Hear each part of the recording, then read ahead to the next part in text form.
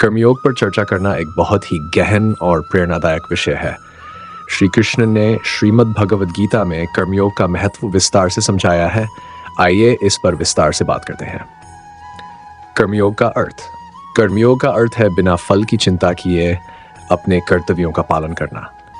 श्री कृष्ण कहते हैं कि व्यक्ति को अपने कार्यों का फल प्राप्त करने की अपेक्षा किए बिना ही अपने कर्म करते रहना चाहिए। जब हम अपने कर्तव्यों को निष्काम भाव से करते हैं तो यह कर्मयोग कहलाता है। प्रमुख शिक्षाएं। अन कर्म का महत्व।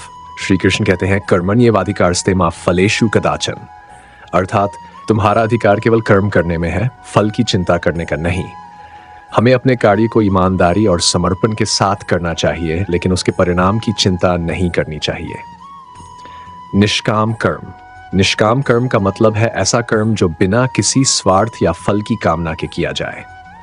जब हम किसी भी कार्य को केवल अपने कर्तव्य के रूप में करते हैं, बिना किसी लाभ की आशा के, तो यह हमें मानसिक शांति और आत्मिक उन्नति की ओर ले जाता है।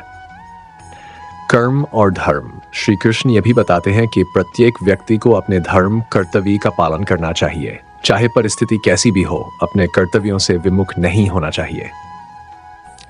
स्वयं पर नियंत्रण।